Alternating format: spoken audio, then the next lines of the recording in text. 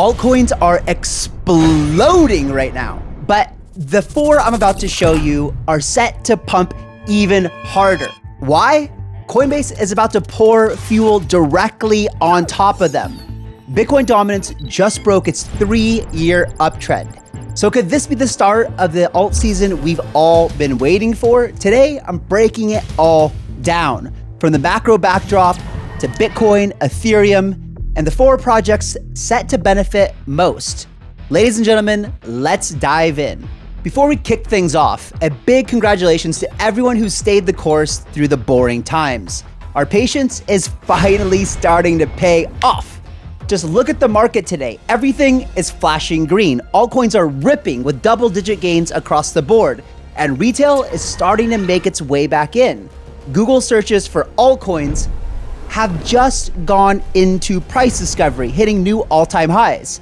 And when we check the crypto fear and greed index, we jumped from 54 last week to 73 today, firmly in the greed territory. Now, some people will say that once we get into greed, it's time to be cautious. But if you look back at previous bull runs, the index stayed in the greed for almost the entire leg up. So again, congratulations to everyone who's held strong. Now it's time for us to bear the fruit of our labor. And now onto the big picture, guys, because the macro setup right now is setting the stage for the next leg up. The US M2 money supply, a measure of all cash, checking deposits, savings, and other easily accessible money in the United States, just hit a brand new all-time high of, get this, $22 trillion. And when you overlay the M2 with Bitcoin's price, you'll see that Bitcoin is actually lagging behind. Historically, every time liquidity runs this hot, Bitcoin tends to catch up with an aggressive move higher. It's not just the money supply that's surging either. The S&P 500 just closed above 6,400 for the first time in history, a 33% rally from April's lows that's added $13.5 trillion in market value in just 4 months. Risk appetite is following the same path, with the fear and greed index climbing to 63, firmly in the greed territory. That shows you that M2 growth drives all risk assets higher. Anytime you see that M2 chart climbing, it's a reminder not to measure your wealth in fiat. Just think about what Michael Saylor said. He said it best. Check this out. Let me say it a different way. Okay. People that use fiat currency as a store of value, there's a name for them. We call them poor. Okay. Anybody that I mean, this is what we would say the whole time, right? But yeah, he's funny. He's just so serious and autistic about it too, right? Global liquidity is also rising, smashing all-time highs again and again. Scott Bessent points out that the capital from Japan, Europe, and Korea is being directed into US markets, driving more capital into risk assets like equities and crypto. Look, we've historically said, and it's been mostly right most of the time, about M2. But I want to tell you this. I just had an interview with Henrik. He's been on the channel before. And there's been a couple times in history when that's not true. So next week, I'm going to drop that interview for you guys. It is extremely good. I just had it an hour ago. Mind-blowing and very, very, very important. So guys, make sure that you subscribe to the channel and check that one out as soon as it drops with Henrik, because the goal of crypto and getting wealth is not about how wealthy you get in the bear market. No. Trust me, I've been extremely wealthy in the bull market, and then I don't feel that wealthy in the bear market. So it's all about how much money you can keep. And so we need to look at things more than just M2. But don't worry, it's not urgent. But what we talk about with Henrik is very important to show you that sometimes it's not only about M2 that we need to be paying attention to, not only about the crypto 4-year cycle, but it's also about the business cycle. So I just really excited, learned a lot, and we need to make sure that we monitor very, very closely. All right, now let's shift gears and go over what's happening with Bitcoin. You got Bitwise CIO, Matt Hogan. He's been on the channel before, and he said Bitcoin should be at $200,000 today. His reasoning, he expects the number of companies buying Bitcoin to triple. And he says game theory is on. I've had Matt on the show before a couple times, guys, and he has a unique position of making these claims. Why? Because he runs one of the largest Bitcoin and Ethereum ETFs in the world, And he's in the room all the time with these companies who are preparing to jump in. So he gets like a behind the curtains look at what's going on. If you want to check out our latest interview, I'll leave a link at the end of the show. It's really good. If you haven't seen the one with James Safar and Matt Hogan, I suggest it to everybody. Make sure that you watch that after this one. And on top of that, we're seeing signals from the charts that this bull cycle might be ready for its next leg higher. Bitcoin dominance has been in an uptrend for nearly 3 years, but that trend has now finally cracked. The last time this happened was right before a major alt season ignited. The pattern happening right now is clear. When Bitcoin dominance peaks and starts to roll over, it means capital is beginning to rotate out of Bitcoin and into Ethereum and the broader altcoin market. I mean, we've seen it right now, right? Over the past 30 days, Bitcoin is flat, up 1 or 2%, basically, and Ethereum's up 55%. So again, if you guys made that rotation with me 2 months ago, bravo, bravo, bravo. Like I told you before, right? When I was rotating my Bitcoin into Ethereum, I wasn't going to do it all at once. I wanted to watch, observe, make sure that Bitcoin dominance falling over wasn't just a short-term thing and that we were going to get, it continued to rage on, because you just never know until it really becomes clear. But yesterday, I just couldn't ignore it anymore. And the evidence seems pretty overwhelmingly clear, especially over the videos I made last week, right? That ETH is going to go much, much higher and likely outperform Bitcoin for the rest of the cycle. So just yesterday, I moved another, 25% or something from Bitcoin into ETH and Chainlink and a little bit of an AAVE as well. So I just continue to stack those ones as well. I just want to let you guys know the moves I'm making. Again, these are moves that I'm making in size. Guys, I want to be clear though, I still have a large amount of my net worth in Bitcoin, and now it's a bit more heavily weighted in ETH over Bitcoin, but not by much, but it is. Then I start to allocate some of that into Chainlink and AAVE. But I don't want you guys to come on here and say, Kyle, you told me to sell my Bitcoin for alts and everything else. No. Bitcoin is still, in my opinion, one of the most valuable assets. ETH is potentially, but I don't think so, right? I think that really Bitcoin is in a class of its own. Ethereum in the long run has competition. Bitcoin doesn't. And so I still think it's the most valuable, unique asset you can hold.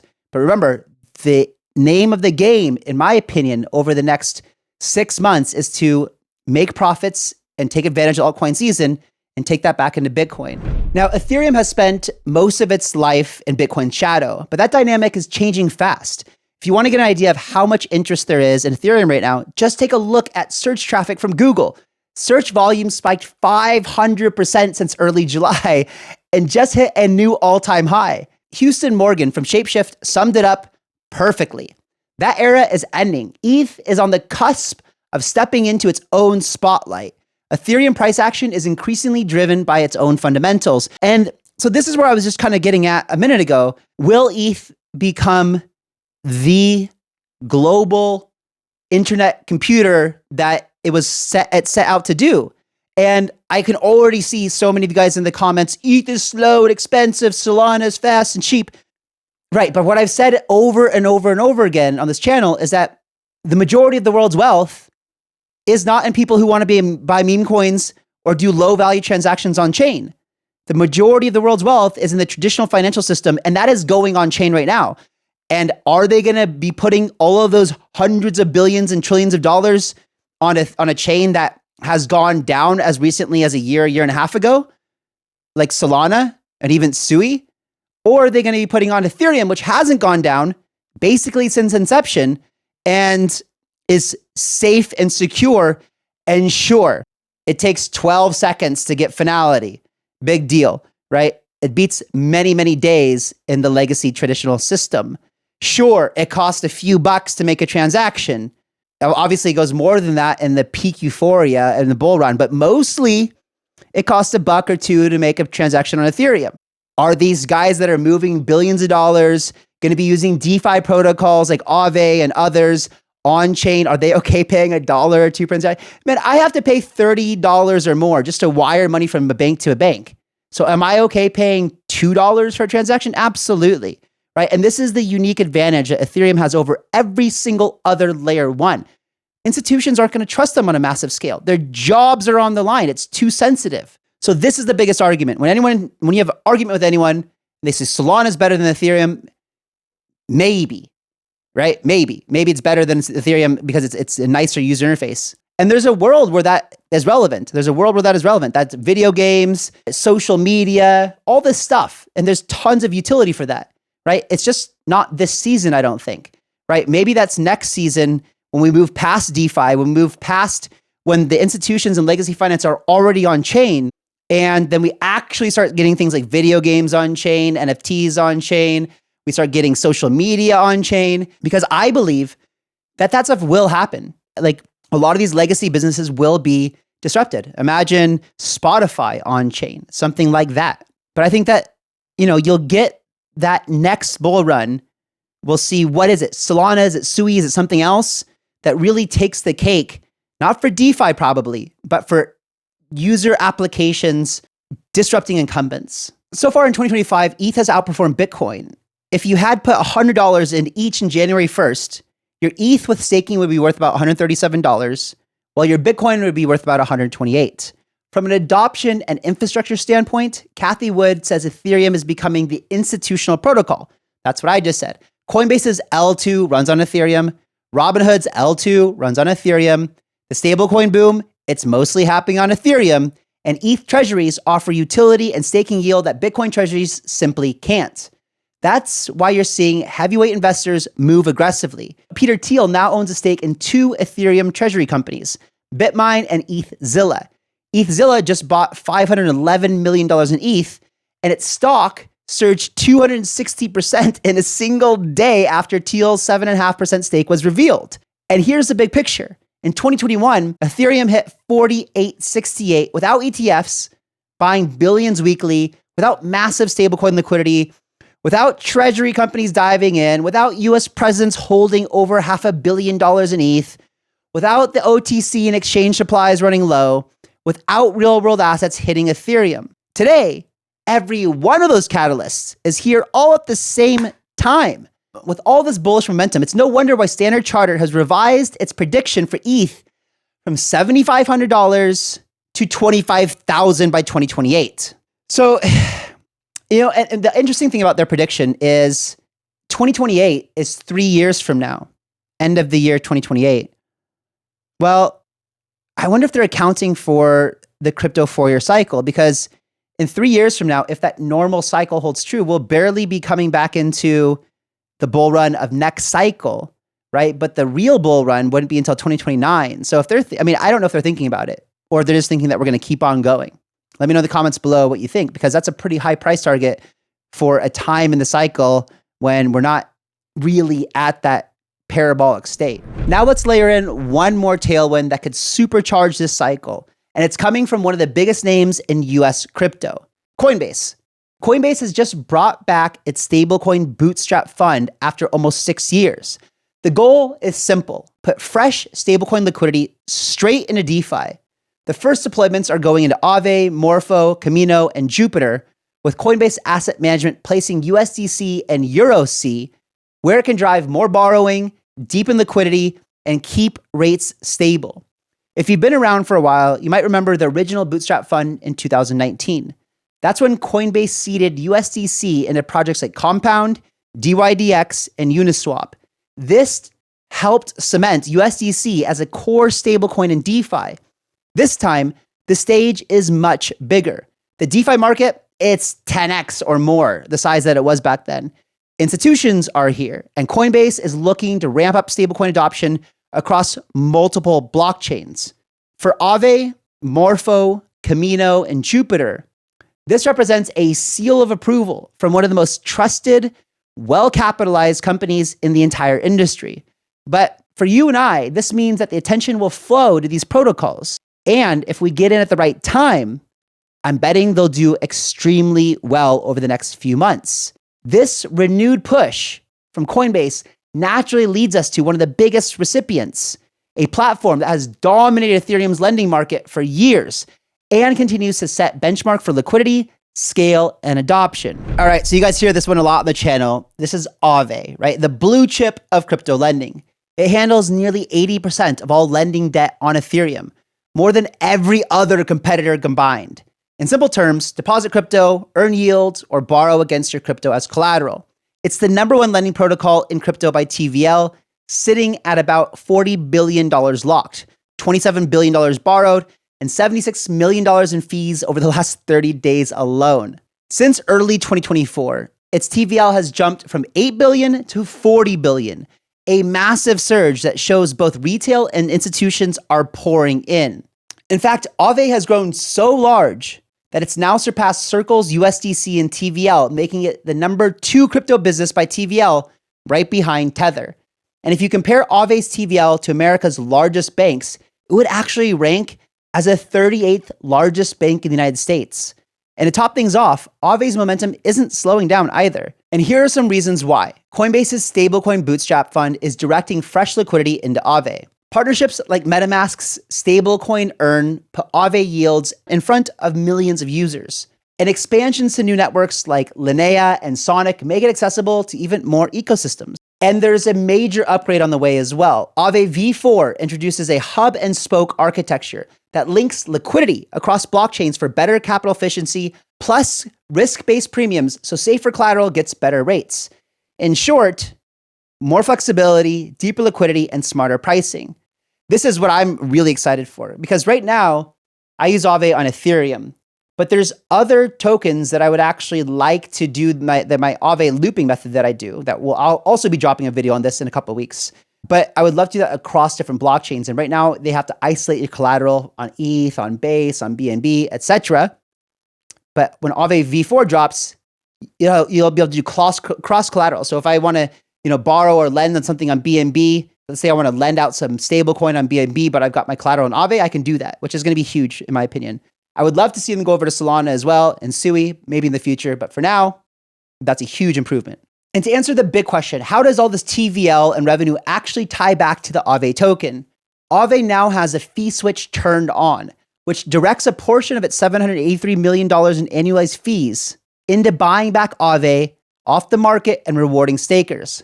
Half of those rewards come from lending fees, the other half from AAVE's GHO stablecoin, meaning as TVL and loan volume grow, so do the buybacks and staking yields. Holders who stake in the safety module not only earn real yield and stablecoins, but also get governance power over the largest lending protocol in DeFi. More TVL means more loans, more fees, more buybacks, and more incentive for traders and investors to hold AAVE. Right now, AAVE sits at the market cap of 4.9 billion. And sure, that sounds like a big number, but when you take into consideration all of its adoption and how it's literally displacing all of its TradFi banking incumbents, which I love and I use every day, I could see this one headed much, much higher from here. It is a behemoth. And where it is right now, I think is undervalued. Okay, if we come over here and look at the AAVE chart right now, I mean, you can see it's about 50% below all-time highs. So it's got a 2x to go to get to all-time highs.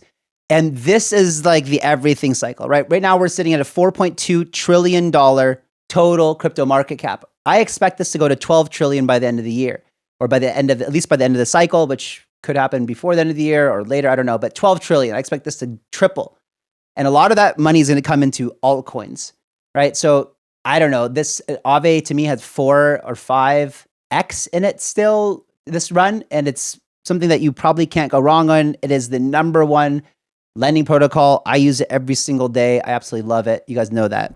Okay, now let's talk about MORPHO, a next generation lending platform built on Ethereum that's already attracting serious attention and capital. Here's why this one should be on your radar. MORPHO is integrated directly into Coinbase.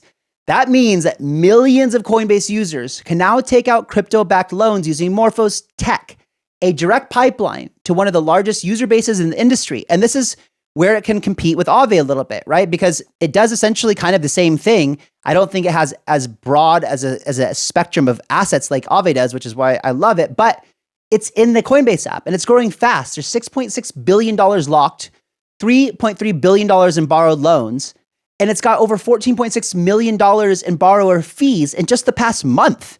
Those numbers are already climbing, and they've already put MORPHO as the second largest lending protocol in crypto, right behind AAVE.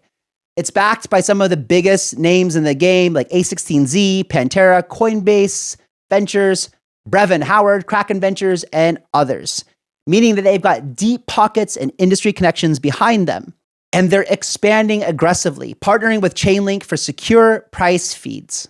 And like I said, they have a more limited selection of things that you could borrow and lend against. Well, now they're expanding that. They're adding Lido's staked ETH, so users can borrow against staked ETH and still earn staking rewards. And they also won a Uniswap Foundation grant to grow on new networks like Unichain, part of a July expansion that also included Base, Arbitrum, Optimism, Polygon, and more. So they are literally expanding to kind of copy AAVE, but their deep integration with Coinbase makes it really interesting. And right now, MORPHO's utility token is centered on governance and ecosystem rewards, with staking and fee sharing planned, but not yet live. The DAO has already approved proposals for a fee switch that would send a portion of MORPHO's $31 million in annualized fees to stakers. Now, let me clear something up for you guys, because I know just a second ago I said there was 10 point something million dollars in monthly fees from borrowers. But remember that a lot of that revenue goes back into the people who are lending the assets. They need to be paid yield as well. So right now, MORPHO's annualized revenue is 31 million, which is significantly less than AAVE, but it's gaining traction really, really fast. So once that fee switch gets turned on, and it likely will, then the higher TVL and loan volume will directly translate into more rewards for holders, creating a clear link between protocol growth and token demand. Until then, the value case rests on governance power, which, to be honest, isn't much to brag about, but ongoing token incentives and the expectation that the fee switch will be turned on should add some good short-term speculation and hopefully in the not too distant future, real demand for token. And guys, we've talked about MORPHO a couple times on the channel already. And if you guys got in when we first started talking about it, you're up 20% already. Congratulations, but there's still so much more upside to go. I think the Coinbase ties to this thing are absolutely going to send it crazy skyrocketing. You do have a pretty big discrepancy, unlike AAVE, which almost all tokens were in circulation, which means there's not a lot of investors selling. But we are in a bull run, so this discrepancy between market cap and fully diluted valuation is less relevant. It's sitting at a $728 million market cap right now. If it were to get to the market cap of AAVE, for example, then we would be seeing a 6.7x move in price. And that's at AAVE's current price.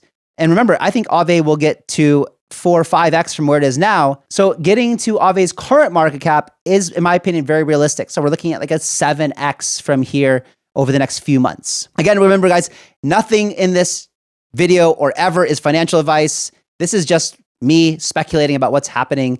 Do your own research, of course. Okay, now let's shine the light on the next project included in Coinbase's stablecoin bootstrap fund, KAMINO Finance. If you haven't heard of it before, KAMINO is the #1 dApp on Solana by total value locked, and it's a clear leader in lending on the network. An easy way to think about it is the AAVE of Solana, making it simple for people to lend, borrow, and earn yield. Right now, KAMINO is sitting at over $3.16 billion in TVL, pulling in almost $10 million in fees in just the past month. Active loans have exploded, growing more than 300% over the past year, making it the fastest growing lending protocol in Solana's ecosystem. KAMINO's model is built around automated strategies that handle liquidity provision, lending, and leverage in the background. It's designed so that users can drop their assets into vaults and automatically compound rewards, removing all of the micromanagement. And it covers a wide range of markets, from SOL and liquid staking tokens to stablecoins.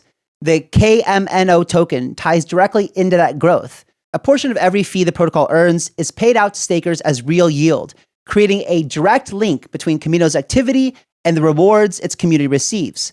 Staking also brings boosted rewards to the platform's vaults, lower fees when you interact with the protocol, and governance power to influence how it evolves. As KAMINO's TVL and user activity expand, those rewards and benefits scale up with it, giving traders and investors more reason to hold and stake the KAMINO token. And another reason, guys, to be bullish is that you've got Solana running pretty hard right now, and Solana's going to run hard, and KAMINO is the #1 lending protocol there. So if it got to the market cap of MORPHO, for example, I mean, right now KAMINO's sitting at only $156 million market cap.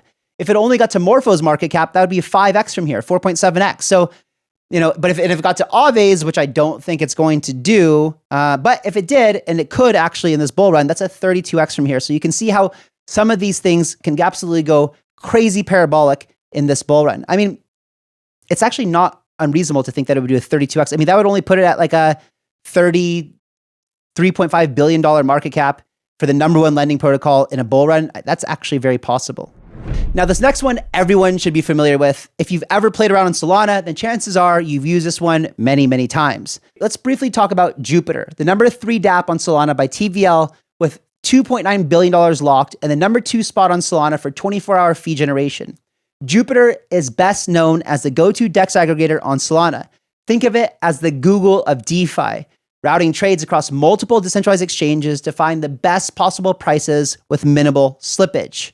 But Jupiter has evolved into way more than just a swap tool. Right now, Jupiter offers lending, perpetual trading, dollar cost averaging, Jupiter Studio, which is the meme coin launchpad and a pump fund competitor.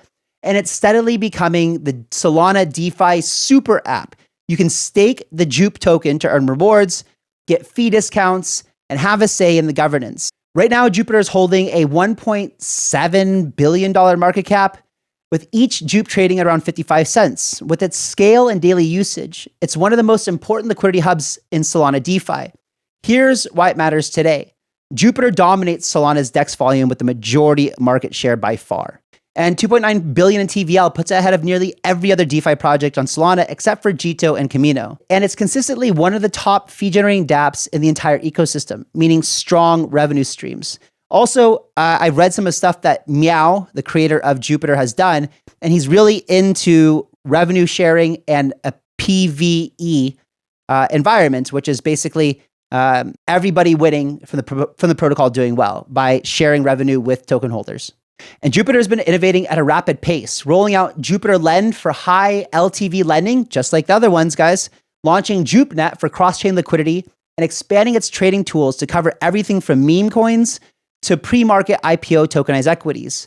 And here's another angle on why Jupiter could keep climbing. Every major move on Solana's price has historically meant a surge in trading activity, with Sol now back at around $200 and more institutions holding it as a reserve asset. Volatility and volume are only going to increase. And when that happens, traders flock to the platform that can route the best orders at the best prices. On Solana, that's Jupiter, and it already commands the majority of DEX volume on the network. It's one of the easiest bets you can make in each alt season is betting on the leading DEX, or in this case, DEX aggregator and DeFi super app, if you will. And if you're wondering exactly how the Jupe token actually works, here's a quick breakdown. Half of all the fees are used to buy back Jupe every single hour and lock it away for 3 years. That means more volume and TVL Jupiter has, the more Jupe gets bought off the market and taken out of circulation. On top of that, stakers can earn a share of the fees as real yield in stablecoins, and staking unlocks fee discounts and other perks on the platform as well. So higher TVL literally means more buybacks, more rewards, and more reasons for traders and investors to hold the Jupiter token. And if you guys want to get a sense of how high Jupiter could go, we can look at Uniswap. It's not a perfect comparison because one's a DEX and the other one's an aggregator, but it's the same mission. And actually, Jupiter does way more than Uniswap. But Uniswap is an Ethereum and Jupiter is Solana. But Uniswap sits at a $7.26 billion valuation. So if Jupiter were to get to that current market cap, that would be almost a 4.5x move from here. And that's at Uniswap's current valuation, not what I expect it to get. Guys, capital is rotating and Ethereum is in the spotlight. Solana is just starting to heat up, and protocols like AAVE, MORPHO, KAMINO, and Jupiter are positioned right where the new liquidity is landing, thanks to Coinbase's push to inject fresh stablecoin liquidity directly into DeFi. We've all been waiting years for Altseason to finally pop off, and right now the biggest players are signaling which projects they think will succeed. On this channel, our mission is to make sure you know about the most solid projects early so you can take full advantage of this bull market. Guys, you saw what happened to Arrow. It's up like 40% since we talked about it just like a week and a half ago, right? We saw that. We saw Coinbase was going to integrate it, and Arrow's still going to fly like crazy. But guys, do me a favor and destroy that like button if you like the early calls here, if you like being ahead of everything. Ethereum, Arrow, and now these ones, I think are going to do extremely well. And if you're new to the channel, guys, make sure you subscribe because we got amazing content coming. We've been doing extremely well on the calls, but you want to turn that notification on and get these videos early because they are often time sensitive. You want to be ahead of everybody else. You want to get the news. You want to be able to react quickly. This market moves at the speed of light. And if you guys want to see which projects the Wall Street insiders are betting on, check my interview with Matt Hogan, CEO of Bitwise, and James Safar. It is very, very, very good. Everyone must watch that. Click it here. And remember, guys, stay sharp, keep stacking your Satoshis, and definitely some ETH. And I'll catch you on the next one. See ya.